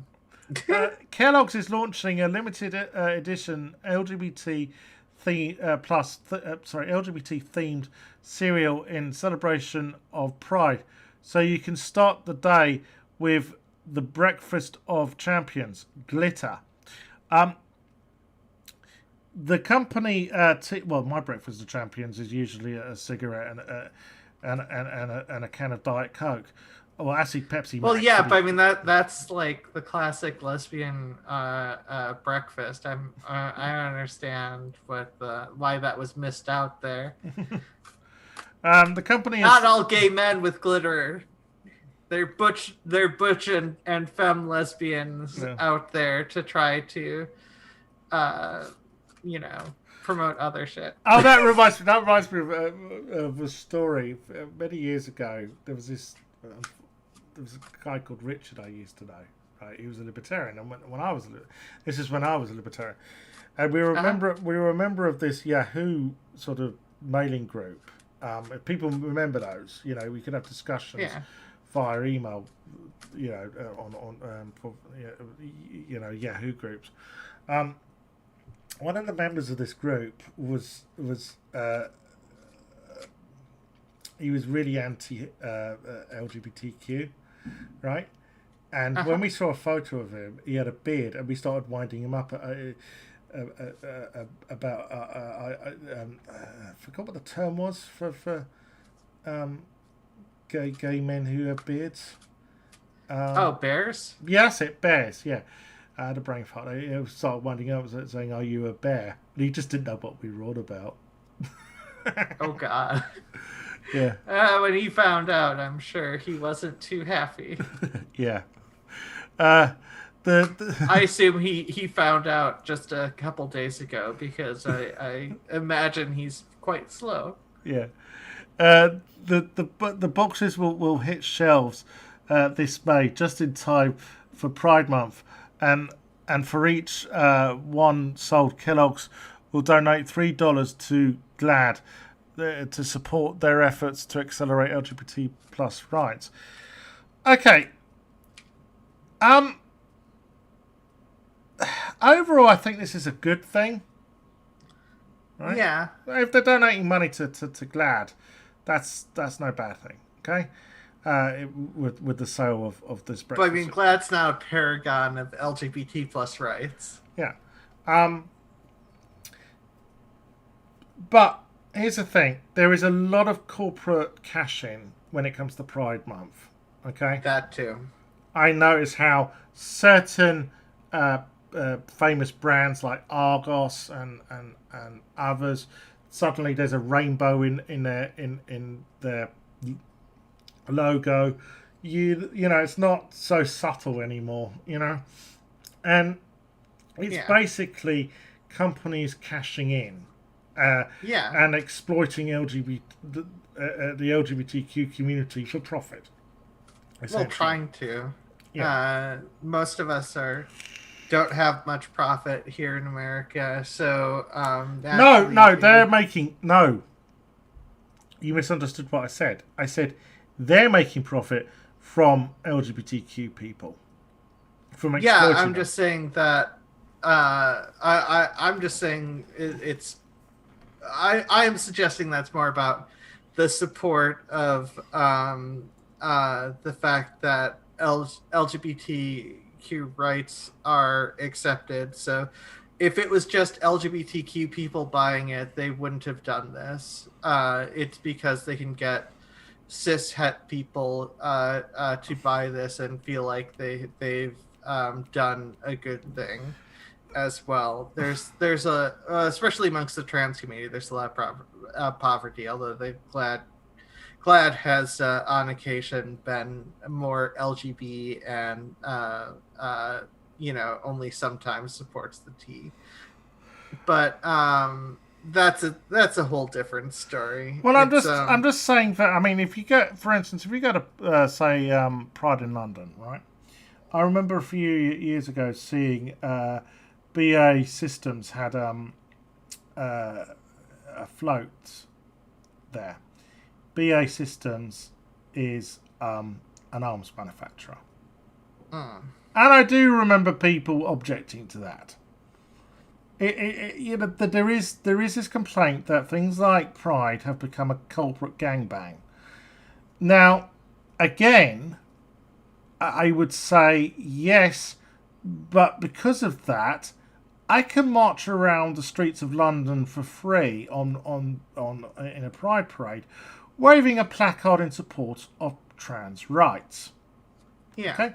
So yeah, I can understand what people are saying about corporate exploitation, and I sympathise, because there's a lot of shit that needs to be dealt with in regards to social justice for LGBTQ people, which is not being addressed, including corporate discrimination against particularly trans people, I'd say. That certainly needs to be addressed. And I would rather that companies, rather than trying to cash in on Pride Month, actually addressed their own employment policies and practices. I mean, at the very least, do something. I mean, I know Starbucks. So under the insurance in Starbucks, facial feminization surgery is covered. Insurance that you get through Starbucks, if you have a full-time job there, and our trans facial feminization surgery is covered by the even by the insurance gotten through Starbucks. I love the way Starbucks sort of and the other one was Subway sort of make jobs sound more glamorous than they are. Like, you know. Oh yeah, no, the jobs are garbage. Starbucks, you know, you become a barista. Well, that's just a tea boy. Well, obviously coffee boy, and I mean also Subway. You're a sandwich artist. You make fucking sandwiches. Yeah, well, I mean that's true of every job title. Yeah. In America. Oh yeah. I had to have my lamp. I had to have a plumber come round to unblock a plug in my shower room the other day, and I forgot what the job description was, but it wasn't plumber. It was some convoluted. And I just thought, for fuck's sake, just call him a plumber. That's what he fucking is. There's nothing wrong with being a plumber. No, they need to be it was something altercation expert or something. Well, yeah, it was something weird shit like it was that. something technician. I just thought, for fuck's sake, it just fuck's sake. Anyways, and just to sort of focus on some of the problems still being faced by LGBTQ people. Obviously, we talk a lot about the persecution of trans people on this show. Yeah. Am I keeping you up, Ozma? You keep yawning. Well, that's because haven't you had enough caffeine? Well, I mean, I had a Monster Energy, but if I drink another one, I'll be up until like 4 a.m. the next day. That stuff is like rocket fuel. I'm surprised that Aria's. Every time I see Aria, she's always drinking it, and it's like, fuck me, Aria. Do you ever get any sleep? Because I know what it's like to be on that. I was on that stuff all the way through you remember this, all the way through the US election, and you were worried about me at one point because I'd been up like 38 hours. But anyways, I was gonna say also like that's beside the point. If I haven't eaten yet, that also factors in. Your blood sugar's a bit low. Yeah, okay. So as I said, we often talk about trans people, the persecution of trans people, which there's a shit ton of, but also gay men still are targeted, as shown by this story, and this is from Britain. Okay. Yep. You know, we like to think we're progressive when it comes to the LGBTQ community. Oh my God, no, you're not. UK's doing worse than the US. I feel like. Oh my God. Thug extorted 40,000 from gay men by threatening to expose them as paedophiles. This guy deserved to be locked up. I don't care about fucking rehabilitation for this bigoted cunt. Thug Sam Shepherd extorted 40,000 from gay men when who he met on a dating site by threatening to expose them as paedophiles, a court has heard. Shepherd, 28, from Portsmouth, was sentenced to 6 years in prison in Bristol Crown Court after he pleaded guilt to 2 charges of blackmail, according to the Bristol Post. That is 100%. I did it. I don't give a fuck. Yeah. Shepherd targeted his 2 victims after meeting them on fabguys.com, prosecutor Charlie Patterson told the court. After striking up a conversation with his victims, Shepherd threatened to expose him for talking to a minor. See, as I said, this is the kind of... I mean, you do get these... people who go on to chat rooms posing as underage girls to try and snare paedophiles, right? And I've always been a little dubious about the kind of people who do this. I understand, you know, people who have been who've suffered from child abuse want to get back at paedophiles. I can understand all that, but the thing is, there are other people who will turn it around and accuse innocent people, and then try and extort money, as this guy has done. Okay, over the course of several months, Shepherd demanded funds to buy a Peugeot car, not a Porsche. You won't be able to buy a Porsche for 40 grand. He also bought brought his victim to a hotel and a casino, and insisted he provided funds in Bath locations. Both locations. Yeah. In total, Shepherd extorted $30,400 from the man. God, that's pretty terrible. The thing is, why did this guy go with him? That's kind of... He must have been really shit scared. Yeah, well, I mean, with Britain, that makes sense. There's still a lot of homophobia.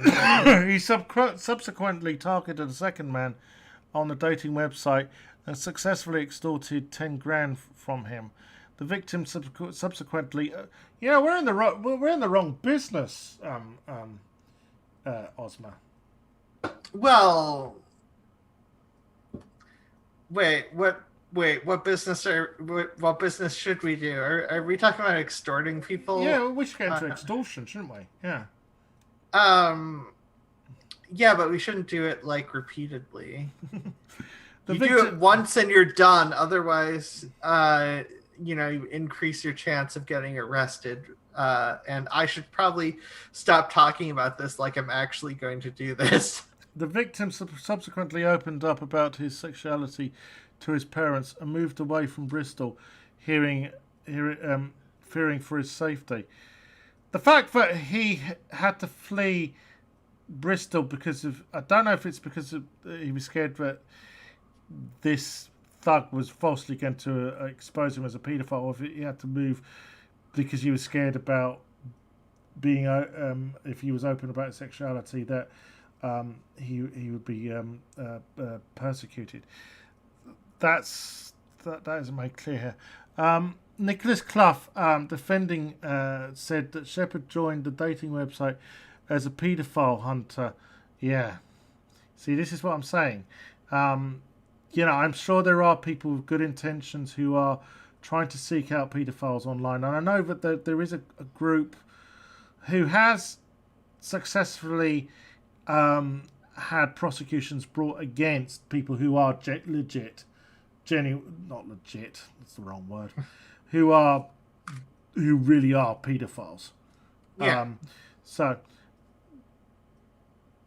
But he soon turned to... Also, why did he think that there would be why did he think there would be paedophiles on a gay site? Oh, yeah, because he's a homophobe. Homophobia, probably. Yeah. But he soon turned to extortion as he realised that financial gain was a real possibility. Clough said that his client was in debt at the time and insisted he will not behave in this way again, as he had learned from his experience. Yeah, probably not to get caught. Well, he might not do this exact same thing again. He might do a different thing. He also told the court that Shepherd hated prison. Oh, he's tough shit there, mate. And would do anything in his power to avoid returning there after his release. Delivering the sentence, Judge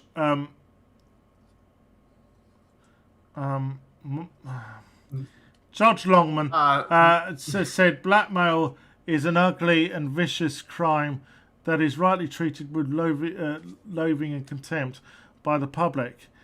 Shepherd was handed a 6-year prison sentence, while a second hearing was scheduled for the 21st of September under the Proceeds of Crime Act to determine if the extorted funds could be returned to the men.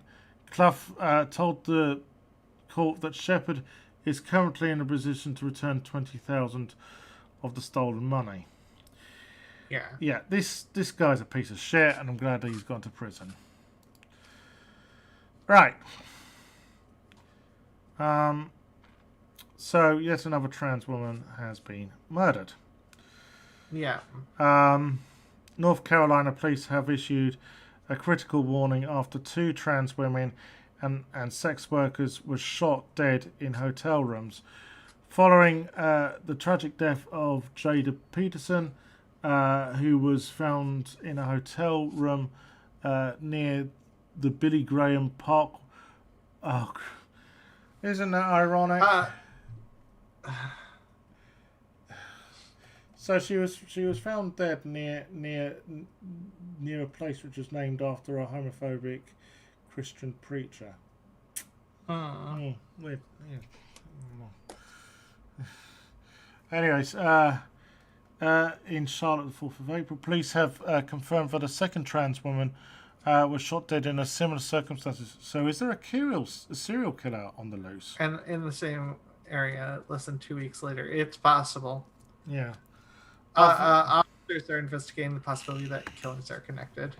Yeah, that's what I meant. Yeah, I thought we might have ourselves a serial killer going after trans women. Wouldn't have been the first. There's likely a serial killer who never got caught with the Texas murders a couple of years back. You know, despite the the COVID-19 pandemic, last year was the deadliest year for trans women in America. Yeah. And this year looks like it's going to be even worse. Yeah. Now, at least we have a president in the White House who has acknowledged there is an epidemic of violence towards trans women. Even if various governors of various states don't seem to register this. Yeah.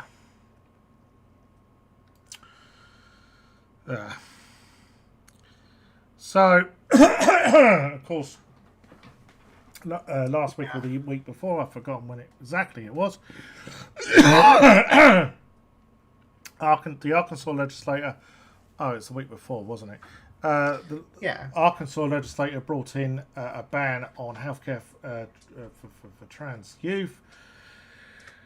The co-sponsor of the bill, and this woman is evil, now wants schools and colleges to refer to trans people by their biological sex. Yep. Why? What harm? What fucking harm does it do? Oh, I forgot. This is the same transphobic piece of GOP shite who said that trans kids were identifying as cats, yet didn't seem to hold up of any actual real world examples of this. Well, of course not. Which is the same, I pointed this out on the last show on Friday. This is the same bullshit, okay, that I remember they used against same-sex marriage. That if you legalize same-sex marriage, people would be able to marry their horse. Has their horse? Not many people have horses. The more likely answer is for you to marry your kitten, but that's too adorable, actually, now that I've said it out loud. So they couldn't use that. Fucking hell. I mean, this woman is just full of transphobic hate. and probably Well, yeah. and probably the turf's #1 pin-up star now. Yeah. Still probably gonna be J.K. Rowling because of her finances and influence, Yeah. and name recognition. Like, it's hard to beat J.K. Rowling for. Yeah, but J.K. Rowling is not somebody who makes laws. Okay. I'm trying to find a fucking name. Where is it? Representative Mary Bentley. Oh, it's right in front of me. Yeah, Mary Bentley. Well, basically, you know where to send the letters of protest to. The Arkansas State House, okay? Addressed to Mary Bentley. Yeah, remind her what a transphobic piece of shit she is. Politely.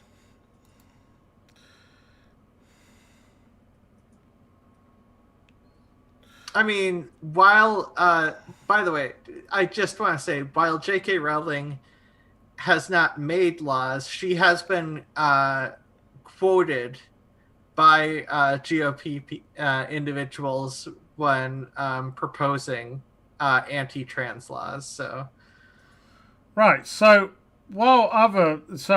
basically, I guess Florida wants to catch up with other southern states in persecuting trans people. Florida advances a sick bill that would let schools inspect teens' genitals in the name of transphobia. Fucking hell. Yeah. Florida lawmakers have advanced a bill that would not only ban trans athletes from school sports, but would also require schools to perform an examination to verify a student's genitals in some cases. And I bet this would, basically, if school officials have to do that, that job description is going to attract paedophiles. Yeah. Yeah. Yeah, definitely. That's 100%. That's a child abuser's fucking charter there. Well, yeah, and that has been a real problem in some schools, and so yeah, of course it's going to, and of course, pedophiles will child rapists and molesters will use this law as a defense for them raping children. Florida House of Representatives passed HB 1475 on Wednesday, 14th of April, by a vote of 77 to 40, with one Democrat in favour of the bill. Fuck them. No Republicans voted against it. Shock. And the Tampa Bay Times reported HB 1475 would issue a blanket ban to prevent transgender athletes from playing on girls' and women's this is basically the same as other states, isn't it? But this is with genital exams. Great. The Florida legislature wants to give a charter to fucking pedophiles. Well, also, I'm curious if that is the natural sort of charter that forces trans men in women's sports, depending on the wording, whatever. Meanwhile, oh shit, I deleted the other story. Anyways, we're going to finish on this one today. Because the other thing is, as well as LGBTQ stuff, I want to focus more on disability. As a disabled person, I don't think disability issues get enough of a airing. Sorry. Yeah, no, I 100% agree with that, and try to bring up disability rights as much as I can as well. So, basically, to tell people with the easing of the lockdown, there are now a limited number of spectators allowed into sporting events. I mean, I've been watching the snooker today, and of course, you've got the the end of the football season, the climax of the football season coming up. But these new the new guidelines when it comes to spectators at sporting events seem to be discriminating against disabled people. So let's have. Lucky enough, they've got a built-in reader for this site. So yeah, well, naturally, the government is facing fresh accusations of disability discrimination after apparently banning people who are clinically extremely vulnerable to COVID-19 from attending all 9 of its sports, cultural and business test events. The 9 events are taking place over the next month and are being used to trial different approaches to allowing crowds to return safely to venues as part of a pilot scheme, the Events Research Program, ERP. Among the events that will be used to test how different types of venues can reopen safely as part of the government's roadmap out of lockdown are the World Snooker Championships in Sheffield, which begin on Saturday, and football's Carabao Cup final between Spurs and Manchester City on the 25th of April. The disabled-led campaigning charity Level Playing Field, LPF, which represents disabled sports fans, said it was extremely worried that the decision to prevent spectators attending these 2 events would set a potentially discriminatory precedent. LPF said it viewed the move as an attack on freedom of choice and human rights. Yeah, let me tell you something. Disabled, particularly wheelchair users, have basically, shall I say, football clubs haven't treated them the greatest amount of respect when it comes to when it comes to giving them spaces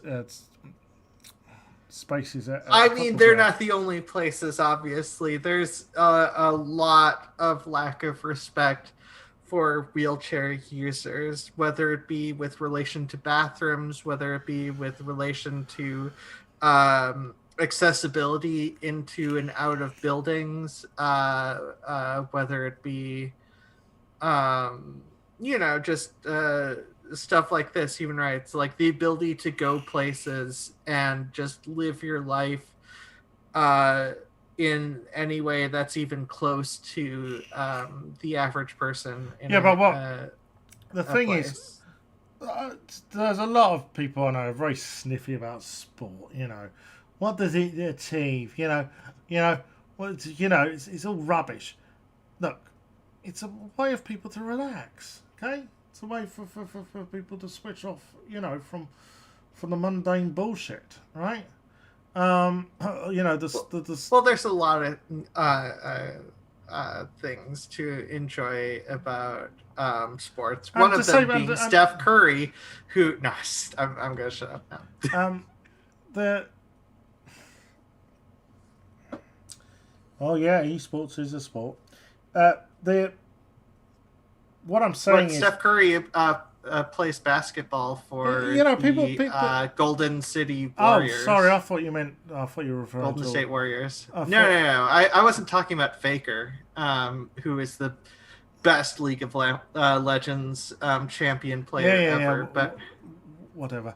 The point is that disabled people, get enjoyment out of sport as much as any able-bodied person, right? Yeah. So why shouldn't they be able to enjoy being a spectator? Live sport's great. I've been to a few football matches and a few rugby matches in my time.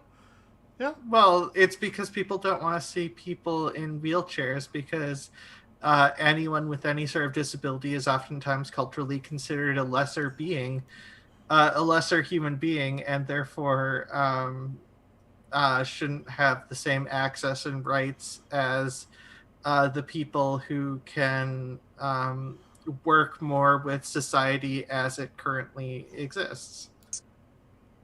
The government's decision that those who are clinically extremely vulnerable, SEV, to coronavirus, and those who are pregnant or under 18, should not attend the test events was not included in the press release that provided details about the program. But LPF noticed a warning on the World Professional Billiards and Snooker Association, WPBSA, website, which says that ticket holders have been told by email, "Unfortunately, it is not possible for us to allow you to attend this event if you are classed as clinically extremely vulnerable. pregnant or living with somebody who falls within these categories. LPF said. Right. Now, though I do walk with a limp, so people can see I am physically disabled. I'm also, that's not what I am, but that's not why I'm considered clinically vulnerable to COVID. It's because I'm diabetic, right? Something you can't see. Right? Yeah. So, yeah, I could probably get into the World Championships, no problem. I don't know, I'm not going to... I don't see why they would actually ask me if I'm diabetic. Well, they might ask me if I'm clinically vulnerable. But I could lie, right?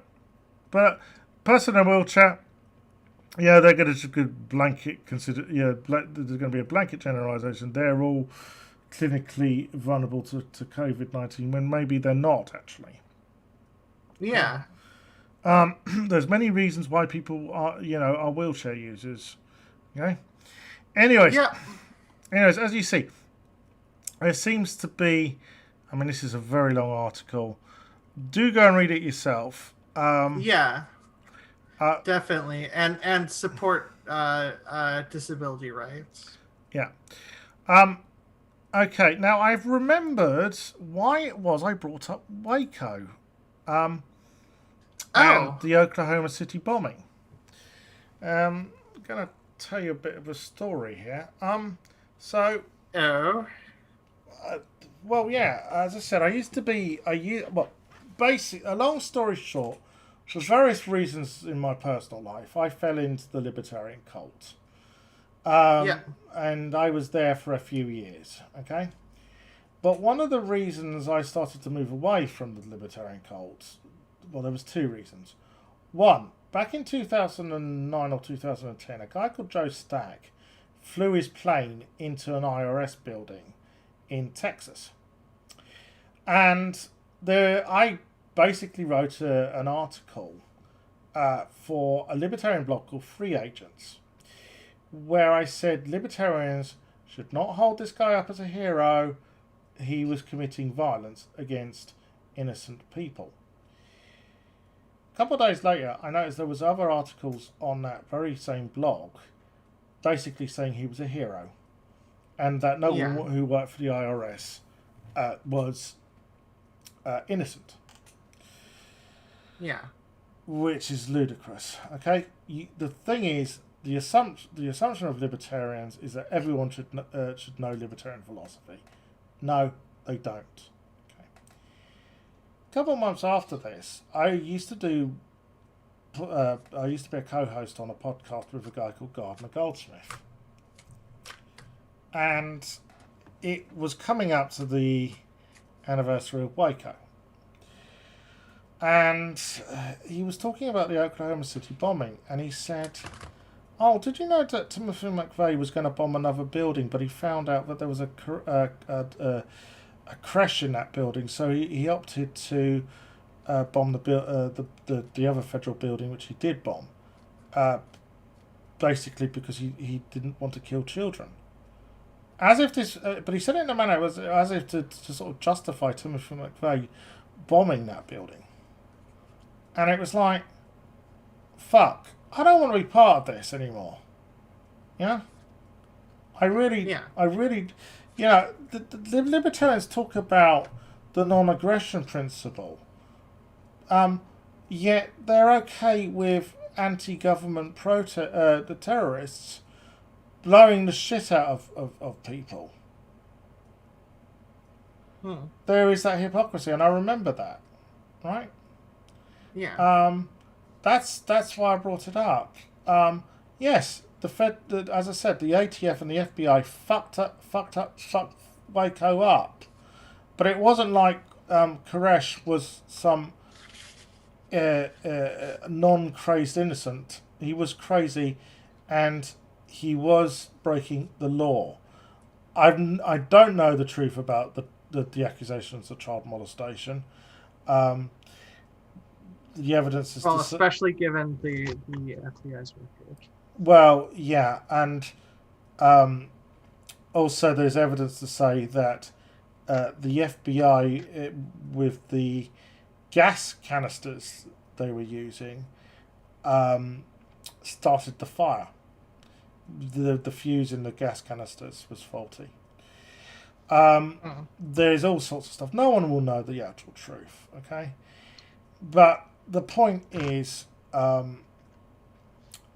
this was my experience. Now, I'm not accusing all libertarians of being hypocritical or supporting anti-government violence. I know definitely that Ari Demeslo, who is a friend of this channel, wouldn't support anti-government violence. She definitely wouldn't. And she's certainly a libertarian of her own mind. She doesn't go along with the Libertarian Party line. And I don't mean the Libertarian Party as such. I mean just the general, when you have a bunch of libertarians who'll say one thing, she'll go along with it. She'll think for herself. Yeah. Okay, so that's why I brought all that up. Anyways, Ozma, do you want to tell people where they can find you? OzmaInTheDark.com. Also, on the Fluid Voice, every Sunday and Wednesday. This Sunday coming up, we'll be talking with Christy Winters about new versus old. Correction. You will be. You already have, because I was there. Well, yeah, it's a pre-record. Sorry, yes. I should have been clear about that. But that'll be the episode coming up this Sunday, and on Wednesday will be Rainbow Shelter News at 4 p.m. Eastern for a little over a half an hour, just talking about a brief skim of LGBTQ news. Far less in depth than this, but if you want if you just want to know a little bit about what's up, it's always good to watch. And I forgot to mention, 8 to 10 p.m. Eastern is on Sundays is when the Fluid Voice generally is. So, well, always is actually. Okay. But yeah. Right. Well, if you liked this video, please give it a like. If you've got any feedback, leave a comment below. If you like what we do here, the work we do, then please share it on your social media feeds. And most important of all, please subscribe. I'm almost at 200 subscribers. I'm like too short last time I said. So please subscribe and tell your friends to subscribe as well. Preach the word. Yeah. So before I go, let me just have a quick look at the. Hold on. Yeah. Hold on. Yeah. Just have a quick look at the chat. The one Arkansas representative has the Marjorie look.